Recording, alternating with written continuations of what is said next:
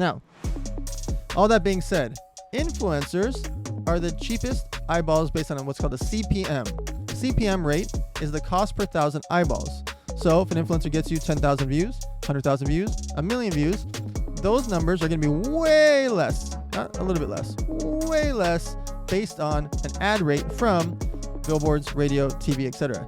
Some of them charge between $10 and $30 CPM rate, meaning for every 1,000 eyeballs, these other mediums want $10 to $30 per 1,000 eyeballs. Guess how much influencer eyeball rate for CPMs is? Less than $1 on average. So you're not talking about a 10 or 20% difference. When something is $10 to $30 and influencers can be around $1, that is a 90 to 95% difference in ad rate. Ladies and gentlemen, welcome to the Money Mondays, where we talk about 3 core topics: how to make money, how to invest money, how to give it away to charity. But today, we're not doing any of that.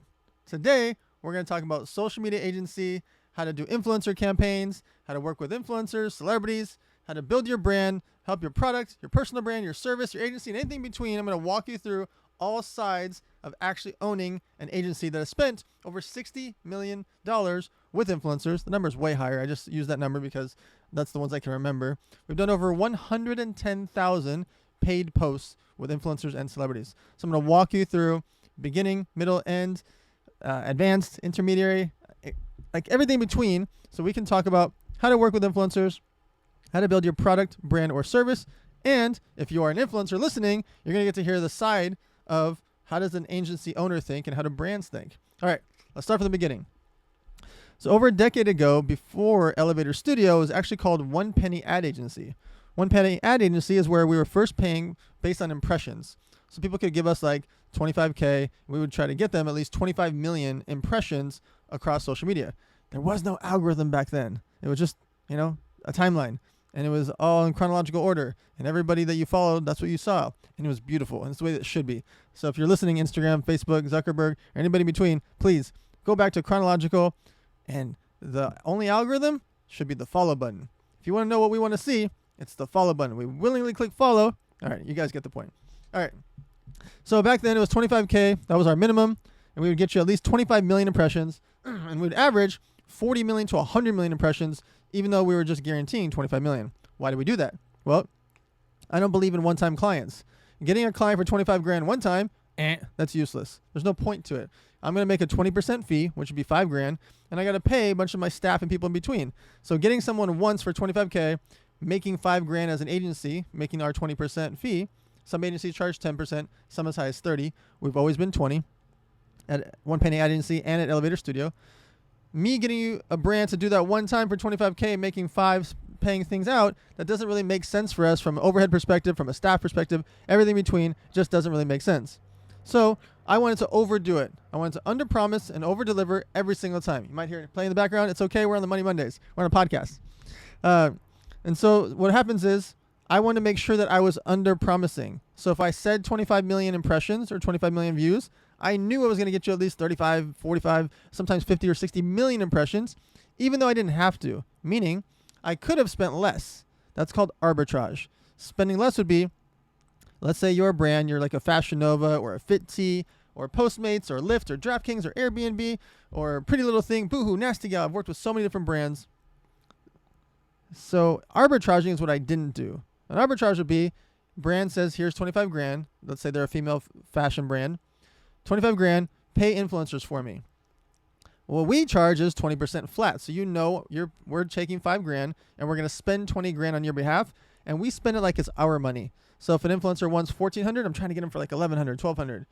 Influencer wants 1,000, I'm trying to negotiate 700, 800 because I want to get repeat posts and more bang for the buck for the brand. And the influencers are okay with it because I'm getting them a fashion deal, a tea deal, an energy drink deal, a supplement deal, a movie deal, a TV show deal, a mobile app, posting for a musician or a rapper, a DJ. I'm getting them paid from so many different ways. They didn't mind doing discounts for me and for Elevator Studio and One Penny Ad Agency because they knew we were going to get them a bunch of campaigns over and over and over, while a lot of agencies just kind of came and went over like the years. I've seen so many agencies pop up, disappear, pop up, go bankrupt, pop up, disappear. And so we've stayed strong all these years. There's no investors in Elevator Studio. I'm the only owner of it besides my CEO, who I gave equity to, which I'll get into later. Outside that, there's no investors, no partners. I own Elevator Studio by myself. So 25K, let's say I was going to arbitrage. That would mean that I would go to influencers, negotiate, and then go only spend like 12 grand or 14 grand or 16 grand out of the 25. That's an arbitrage. There's nothing wrong with that.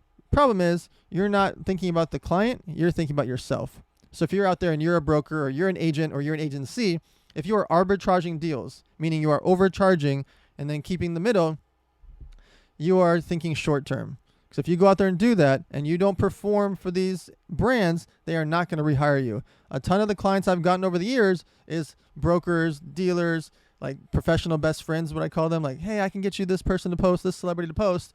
They take a bunch of money. They give a little bit of the money to the celebrity. The brand finds out, and then that's it. They're dead to them. They never use that broker or professional best friend or the celebrity wrangler ever again. With us, we're just very transparent. If I say I'm going to pay Kim Kardashian or Kylie Jenner or Tyga or Amber Rose or Scott Disick, fitness influencer, a micro influencer, a car influencer, anybody in between, if I say I'm going to pay them $5,000, I promise you I'm paying them $5,000. You're just going to be paying 20% on top of that. I'm paying them a net amount. And the influencer knows we don't take a percentage from them. Most agencies double dip. So double dipping would be, I get $25,000 from a fitness brand or a fashion brand. I then go to influencer and say, hey, here's $1,000 for a post. I then charge 10 to 20% to the influencer to kick me back as an agency. That would be double dipping because I'm already getting 20% here from the brand, and I'd be asking an influencer or a celebrity to pay me back 10 to 20%. Can an agency do that or a broker do that? Of course they can. Is it legal? Totally is. I don't do it because I want to pay a net amount to the influencer. I want them to feel like we are the friendly agency that's been around for a decade, and I want to get repeat clients on both sides. I want the client to be happy with me, but I also look at the influencers kind of like a client as well because I don't manage any talent.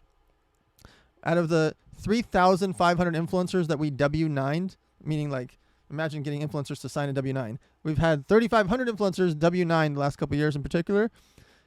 Those influencers we don't manage. We just pay them per post. So some of them get one post a deal. Some of them we pay 10 posts for the year. Some of them we pay 30, 40, 50, 60, 100 times throughout the year, depending on the size of influencer or type of influencer, etc.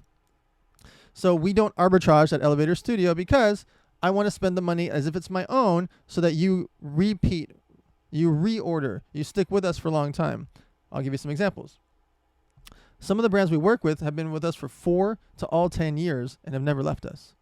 Some of them are on autopilot. They just work with us every single month since 2015, 16, 14, 13, 17, etc. That's half a decade. Some of them even longer. On just autopilot because they know we're efficient.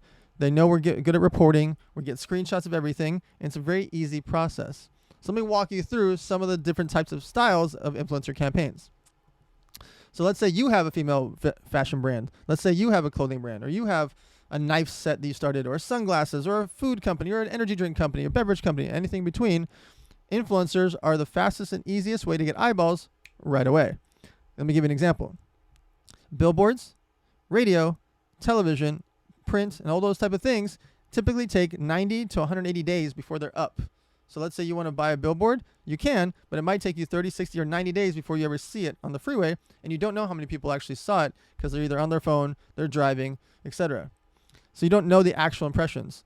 When people sell you the ad rates on a billboard, they base it on cars that drive by, not how many people look. So they might be 2 million cars that drive by that every single month, but how many actually look at that billboard? And then when they do, how many retain the information from that billboard?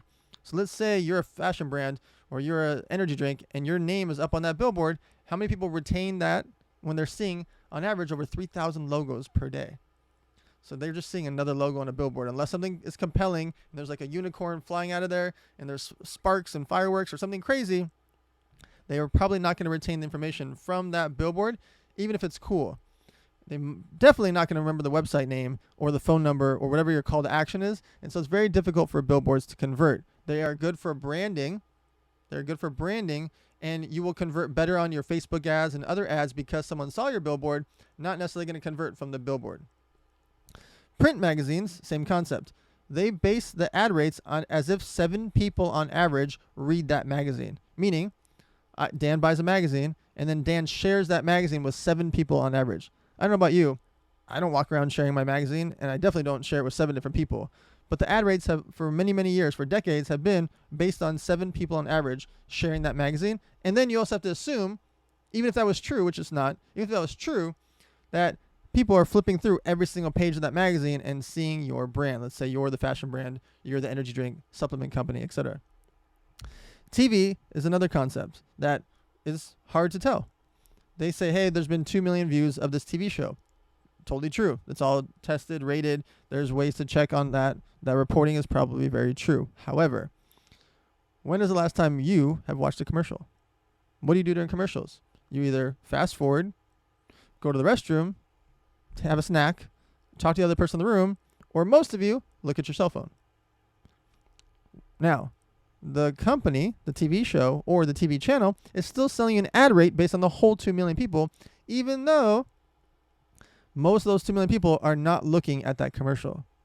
So you have to keep that in mind when you're thinking about ad rates, how expensive it can be, and it's based on high impressions. Now, am I saying don't do TV ads? Of course you should.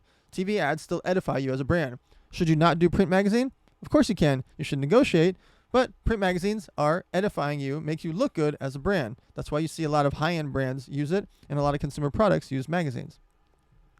Billboards.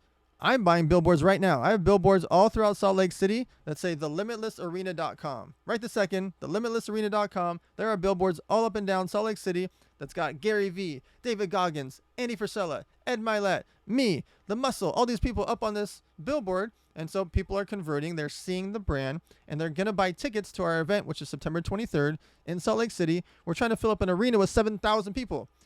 The billboards help us convert on the ads. So do I know how many people are buying tickets from seeing thelimitlessarena.com up on a billboard? I don't know that conversion. Nobody does, unless they're using a code billboard, which they're not. They're seeing it. However, my ads today alone did $60,000 in sales in the local area. So I know there was 150 tickets sold today, and our event sales team with Brian Rand, he showed us the stats, and he's like, hey, today was 150 tickets, 60,000 sales. There's over 450 in the queue. There's this many leads. Like, we saw that today in this moment, and with the billboard being up there, that helped a lot. Now, again, we don't know how many are converting from the billboard itself. We're going to have a big spider in here. We don't know how many are converting from the billboard itself, but we do know that it helps us with conversions when someone then later sees a Facebook ad, an Instagram ad, a LinkedIn ad, Twitter, TikTok, Threads, etc. When they see that ad, they might remember it because the billboard that they saw that they drove by. Now, all that being said, influencers are the cheapest eyeballs based on what's called a CPM. A CPM rate is the cost per 1,000 eyeballs. So if an influencer gets you 10,000 views, 100,000 views, 1 million views, those numbers are going to be way less, not a little bit less, way less based on an ad rate from billboards, radio, TV, etc. Some of them charge between $10 and $30 CPM rate, meaning for every 1,000 eyeballs, these other mediums want $10 to $30 per 1,000 eyeballs. Guess how much an influencer eyeball rate for CPMs is? Less than $1 on average. So you're not talking about a 10 or 20% difference.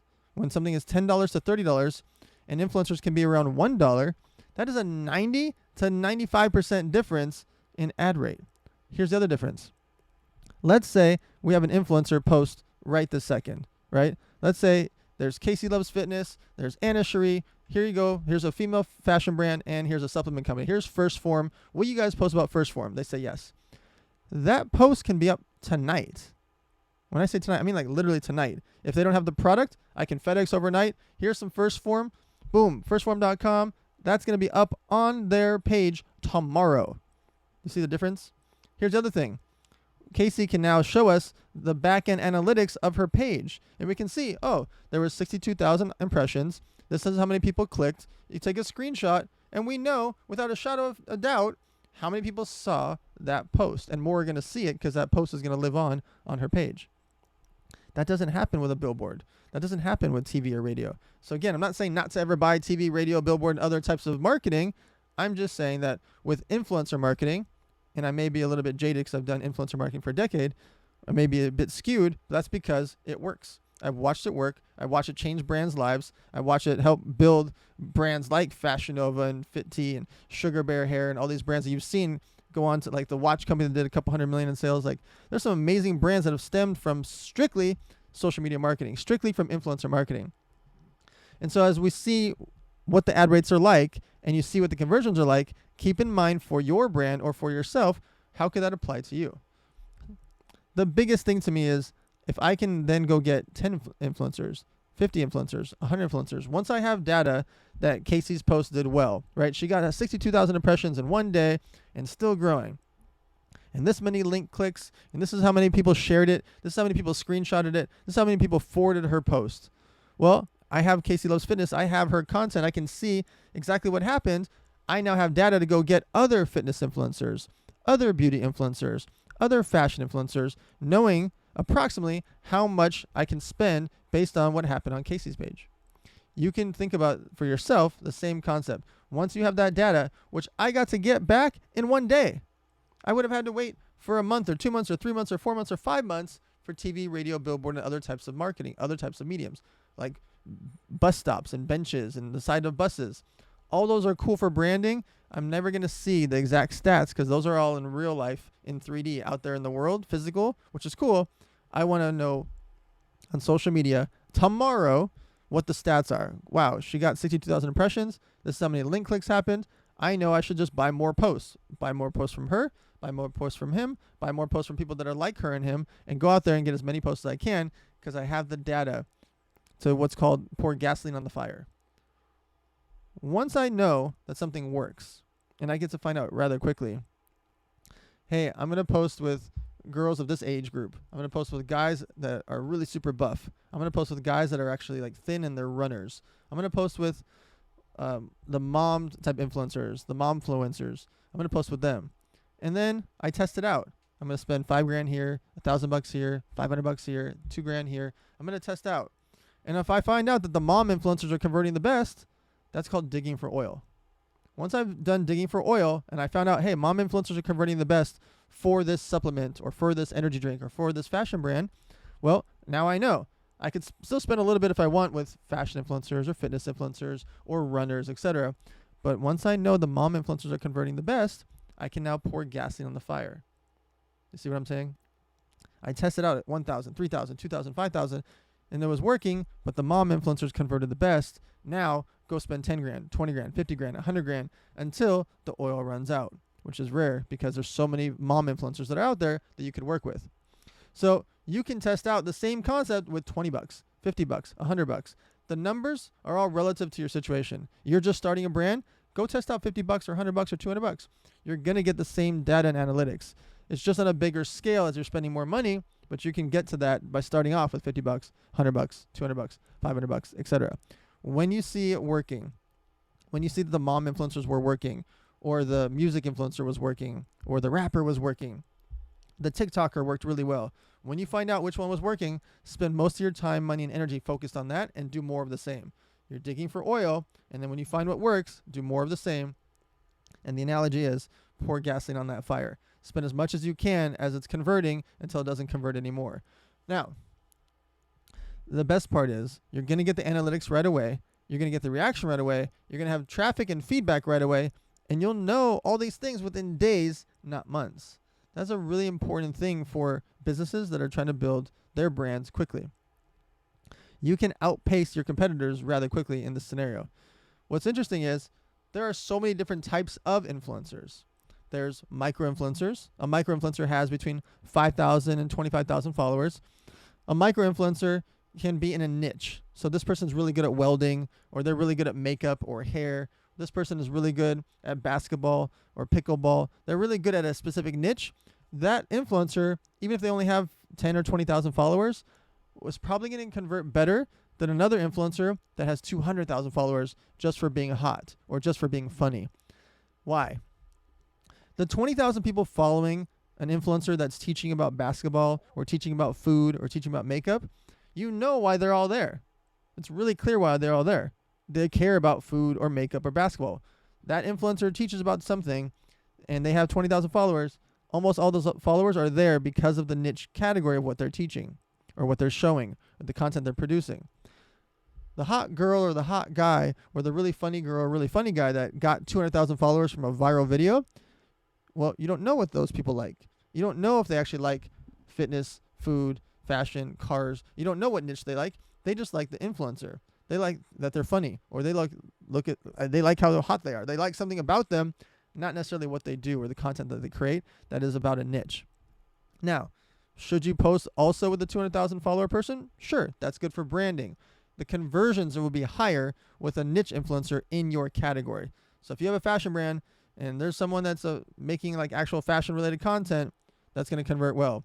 You have a supplement company or a beverage company or a snack company or a food company, and you post with a fitness influencer and they only have 20,000 followers, but they're a personal trainer. I promise you, the people that follow a personal trainer care about food, health, what they eat, what they drink.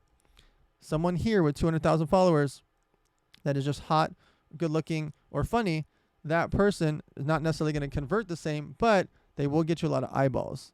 They will get you a lot of eyeballs. The rates could be very similar too. That all depends. So micro influencers are 5,000 to 25,000 followers. Some people have different numbers. That's the ballpark of it. Some people say less. Some people say more. That's the ballpark. The medium influencers is where I like a lot. That's where you got like 50,000 to 250,000 followers. The medium-sized influencers do super well. They could be a bit of a niche influencer and have general branding, meaning they might have got famous for being hot or funny or something viral happened, or who they dated might have made them famous, or a TV show they were on, or press happened. Something might have happened that made them famous. But then there's a niche about them. Like they're really good about talking about makeup, or they're really good about talking about food, or they're really good about talking about hair or date nights and relationships. Something about them might be super good. Then you have the big influencers. These are 500,000, 1 million, 2 million, 3 million, etc. These influencers can get quite expensive, but they're worth it. If someone has 1 million followers, it's powerful. That's a lot of eyeballs. Now, keep in mind, on some platforms, only 7% of those followers are going to get to see it based on the algorithm. So we don't know how many get to see it before we buy the post. You're going to get a general idea because you can see their analytics. So if this girl has 1 million followers and she's getting 70,000 views, well, you have a general consensus or general idea of what the amount of eyeballs you might get. Sometimes it could go viral. Sometimes it could be worse. It might get less than those views, but you have a general idea of what that person's post might get impressions-wise. Now, keep in mind, you have the fitness product, or you have the beverage company, or the snack company, the sunglasses company, the toy company, whatever it is that you have that's listening. An influencer can lead the horses to water. They can't make them drink. Meaning, your product, your website still has to sell. It still has to convert. So this influencer might post you, and they've got 10 million followers, and all these people see it. Then they come to your website and it doesn't work. Or they come to your website and the checkout process is too hard. They go to your website and it's like clunky and things are wrong. There's misspelling. Something's happening on the website. That is not the influencer's fault. They can lead the horses to water. They can't make them drink. So keep that in mind. Make sure all your ducks are in a row. Your website works good. The sales convert. Everything on your site is ready and you have inventory ready. Or if you're an agency, a brand, a product, or a service, that you are ready physically, emotionally, and mentally to have a bunch of traffic come in. In this example, when I just talked about the Limitless Arena, we had 10,000 leads this week. Think about that for a second. 10,000 leads came in this week. And all we did was have ads running, the billboards, and a few of the speakers post. There's 30 days left before the September 23rd, this huge event in Utah for the Limitless Arena. We are going to start really pouring gas in the fire. You're going to start seeing ads everywhere. I'm going to be posting all the time. You're going to see all of our 25 speakers posting all the time. So we'll go from 10,000 leads to 30,000 to 50,000 to 100,000 leads during this time, during this month, using influencer marketing. It's a bit different. I'm using the speakers as the influencers. So why is a speaker an influencer? Well, same concept. They might be a podcaster, a big business person, but if they have 50,000 followers, 100,000 followers, some of our speakers have 1 million, 2 million, 5 million, 10 million followers.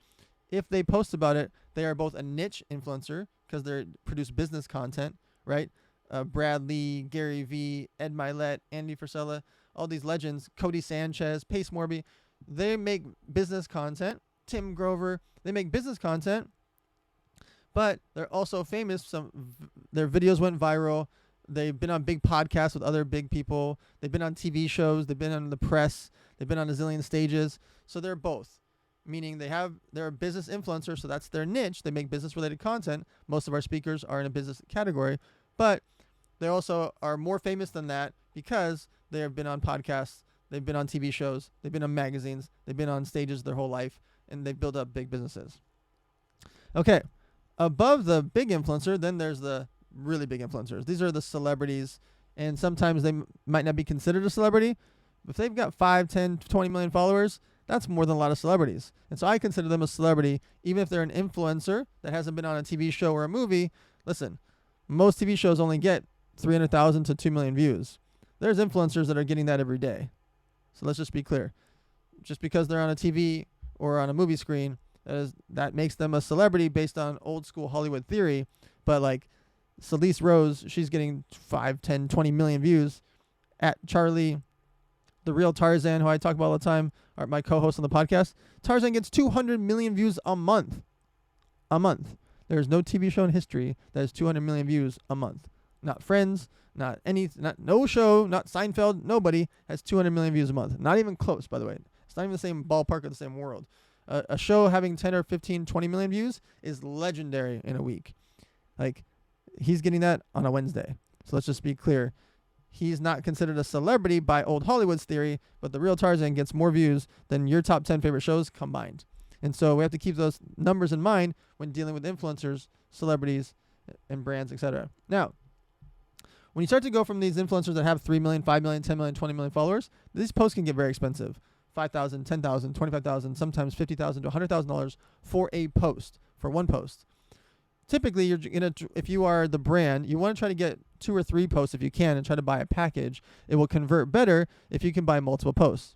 Why? The first time a follower sees influencer post about your supplement company, your CBD brand, your pillows, your toys, let's say you make fun pet toys, whatever the thing is that you make, the first time a follower sees it is when they're making a consideration like, oh, what is that? Oh, I wonder why she's posting about that. Why is he doing that? They might research it. They might click on the link, etc. But they're not sold. They just saw something for the first time. Their guard might be up. They might be traveling. They might be at school or at home or in bed. They might not really dive in. The second time they see an influencer post it, now they're like, whoa, they actually are part of this brand. There must be a reason why they're posting this multiple times. The third time an influencer posts it, the conversion rates are crazy because now the followers, they know and they feel like this influencer that they follow or look up to and respect is really behind this brand. So if you're a brand owner, try to buy 3 posts from an influencer when you can. Even if it's a little more expensive or if it's more like a brand deal, I promise you it's worth it. It's going to convert higher on the second and third post simply because their followers will believe in it more, and most all their followers will have seen it by the second or third post, not necessarily just on the first post. Now, when you're working with an influencer, how do you determine a rate? Well, rates are hard because they're speculative. Some influencers charge $100, $200, $500, $1,000. Some influencers ask for $5,000, $10,000, or $20,000 with the same amount of following as the person asking for $500. Why? Because it's speculative. Some people want to do it based on their brand. Some people might feel like they're entitled to it. Some people built a big niche. Some people just don't know what to charge, so they just ask for a big rate or too small of a rate. It's the wild, wild west still, a decade later, on how to charge for influencer posts. Now, you need to make a rate that's affordable for you as the brand and make a offer to the influencer. If you just ask influencer's rate, it's probably going to be too high for you. If you just say, hey, influencer with 1 million followers, how much would you charge for a post? They might ask you for $1,000, $5,000, $10,000, $20,000. You don't know because the influencer might not know what to charge you, and they're just going to pick a number. Better off to start off saying, hello, influencer with 1 million followers. I'd like to offer you $1,000 for a post. I want to buy 3 posts. If we could spread it out over 2 weeks, that'd be great. Here's my product. I'd like to send you some samples. See how easy that was? It's a few sentences. It's very clear, very cut. You're telling them what you want, telling them how much you want to pay, telling them that you want to send them samples, and you make it a very clean process. Why do you need to make it a clean process when dealing with an influencer or celebrity? They are bombarded by DMs and emails of people messaging them, asking them to post about products, brands, services, etc. So a couple of things when reaching out to an influencer. 1, in the first 5 words of your message, be clear about what you are offering or what you want. So, fashion brand offering paid posts. Fashion brand offering paid posts. It's 5 words. If an influencer is sliding through their DMs and scrolling through their DMs and they're going to see fashion brand offering paid posts. That's going to stand out to them compared to, hi, how are you? Hey, how's it going? Hey, I love your work. Hey, I love your content. That looks like a fan is messaging them. And you know how many messages they get? Thousands and thousands of messages based on the size of the influencer. And so to stand out and to be clear, say exactly what you want in the first 5 words, and then you can explain more in a paragraph. Next thing, do not send a 2 or 3 page long message, especially on your first message, to an influencer celebrity. You know why? They're not going to read it. It's too much. Doesn't matter how cool you are, what you're offering them. You might say on paragraph 3, I just want to wire you $1 million. They're not going to know that because they're not going to read it. They're never going to get to paragraph 3. It's not going to happen. So you do not want some long, drawn-out message, especially on your first message, to an influencer celebrity. Make it 1 paragraph. Make it clear-cut. Make it exactly who you are, how much you want to offer them, what you want to do. And by the way, if you're not sending money, you just want to send samples or send free gifts or free products, that's fine too. Make that clear right there in the first 5 words and in that paragraph. I want to send you this many clothing products or supplements, sunglasses, children's toys, whatever it is that you make it clear what you want to do, how you want to do it, and how to execute on it. You want to make it easy so there's not a bunch of back and forth with the influencer. Let's say you are an influencer. Let me reverse the roles for a second. You're an influencer. You're listening to this whole thing right now. How do you charge? Come up with a rate that's actually affordable that someone will pay for you multiple times, not just once. If you ask for someone to pay you $5,000 and you only get them a few thousand eyeballs, they're going to be mad at you, resentful. You're not going to convert well. They might tell other people about you. You don't want that. Charge a rate that is reasonable, that you're going to be able to get consistently rather than once in a while. Why? Getting paid every week from a water company, a snack company, a fashion brand, a car company, a podcast that wants more promotion, like a local luxury hotel, like there's infinite amount of clients for you if you make it affordable. If you go to a luxury hotel and say, I want $5,000 for a post, they're probably not going to pay you. But if you say, I want $500 for a post, will you buy 3 posts from me and I'll post over the next 2 weeks? They will pay you. And it's really easy because it's content you would make anyway. You would make content at the fancy hotel anyway. You would make content with a cool car anyway, or a new bike, or a new skateboard, or a new camera, or new whatever. All these consumer products or things that you like, contact them. Tell them that you'll do a post or 3 posts on an affordable rate, and you'll be shocked and surprised how few other influencers are actually reaching out to these brands. If there's brands that you're addicted to, fashion brands, product brands, technology brands, food brands, like if there's like a water or snack or a drink that you have all the time, message them. Send them a message. Send them an email and say, hey, I'd love to do paid posts for you. Or if you just like the product a lot because it's a good product or you spend a lot of money on it, send a message that you'll do it for free products. You'd be surprised how many aspects of your life you could reduce your overhead by just going out and reaching out to the supplement company, the beverage company, the alcohol company, the clothing company, the things that you use in your life on a daily basis that you like. Message those brands and tell them in a very clean, same thing, just a clean paragraph, what you'd like from them and what you can offer to them based on your social media following. You might only have 10,000 followers. They still care. You might have 10 million followers. They still care, but they might not think that they can afford you. So either way, if you're an influencer listening to this, interact with the brands, products, or services of who you'd like to work with. Okay. We talked about micro influencers, medium influencers, large influencers. On the celebrity side, some of them skew their rates very, very, very high because they don't want to post too much. And they know that their face attachment or their name attachment is already a big deal to a brand, product, or service. And so in those times, those rates can be $50,000, $100,000, $250,000 and more based on a celebrity. And when you talk about the household name celebrities, sometimes the rates get insane. There's been times I've wired the Kardashians millions of dollars for them to do 3 posts, 6 posts, 9 posts, 12 posts type things with maybe a few of the sisters. Because it works, but it's millions and millions of dollars, and they split it up based on the brand, product, or service. There's sometimes it's mid-6 figures for 1 post from whether it's the Kardashians and Jenners, or it's rappers or household name influencers or influencers that have 20, 30, 40, 50 million followers that are in the music space, etc. They can charge $100,000, $200,000 for a post, and it's worth it because they're getting millions of impressions or tens of millions of impressions. Now, as we start to wrap up, think for yourself, if you're an influencer, how much could I charge comfortably so that brands want to work with me, and make a one-page PDF about yourself. You can use a company like MediaKits.com, or you can go out there and do it yourself. You're just making a one-pager about this is how many followers I have, and you showcase all of your accounts. Even if your Instagram is the biggest or your TikTok is the biggest, Threads is the biggest, whatever platform you're the biggest on, YouTube, Twitter, whatever, make your one-page PDF that shows, here's the page that I'm biggest on. This is where I have 200,000 followers. But still show the other 5 or 6 accounts that you have that might only have 5,000, 50,000 followers. It all still adds up. Talk about on there, on that one-page PDF, who are you? What do you like to post about? What is your content like? And then showcase some screenshots of your actual engagement or the back-end analytics. If you do that, you skip all the back and forth of the brand that wants to actually pay you for something. By showcasing exactly what your post like, you're like, look, I have 200,000 followers on this account. I got a bunch of other accounts. I combined for 350,000 followers. I average around 50,000 impressions. I'd like to get $1,000 per post. I often post about puppies, makeup, fitness, and I just love all these things. Well, now brands have a decision to make really quickly, and you gave them all the information in one shot, and you can have right there your Zelle, Cash App, your email address. If you want your phone number, you can put it on there. Like, you have a very seamless, clean-cut way to interact with these platforms. You can actually be making real money. I know 15-year-old kids that are making $3 grand, $5 grand, $10 grand a month, just charging $50, $100, $200, and $300 for a post.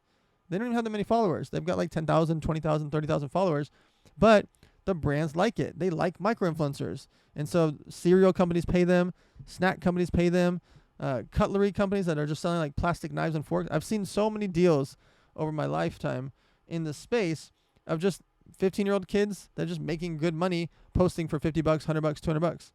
There's a 93-year-old lady that I've watched make hundreds of thousands of dollars just making funny videos, where just a couple years ago she couldn't afford her rent, and now she's making hundreds of thousands of dollars for posts of just her being funny in a retirement home.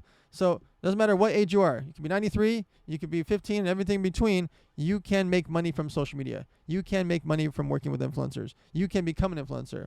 Last thing before we cut out. How do you post on social media? What should you post? If you are an influencer, or you're someone that doesn't think you're an influencer, but you just have 5,000, 10,000, 50,000 followers, here's what you should post. One of these 4 topics. Topic 1, make them laugh. Topic 2, show them something interesting. Topic 3, show them something relevant. Topic 4, show them something timely, something that's going on in the real world. Why? If you do one of those 4 things, funny, timely, relevant, etc., and you show them one of those 4 things, they are likely to repost your content. If you make them laugh, they're likely to share your content, forward it to their friends, or repost it on their stories, rethread you, retweet you, etc. They might repost your content if you make them laugh. If you teach them something, show them something interesting, they're likely to forward your content, retweet you, repost you on Instagram, share you on Facebook, etc., because you taught them something that was interesting. If you show them something relevant or timely, they are likely to repost your content, which is how you can gain good following and getting free marketing. Oftentimes, I'll make posts and I'll watch how many people forward the content. Like, they actually like DM it to other people, and then I try to replicate that type of content because I know that's what people want to see, or it's something that was engaging or taught them something. If you do one of those 4 things, oftentimes you can grow your following. Other thing, showcase your life. You don't have to post your children if you don't want to. You don't have to post your pets if you don't want to. But posting things about your life will build an emotional attachment. Here's why. Let me give you a quick example. We're right now at the ranch in San Diego, California. There's probably 15,000 real estate agents in San Diego, California. And you know what's like the same thing about all 15,000 of them? If you ask them, every one of them is the #1 real estate agent in San Diego, California. All of them. Just ask them. Now, imagine if one is named Leon Cook and he's posting him and his dogs. And then Leon posts him playing basketball. And then Leon posts him like out there jogging on Sundays.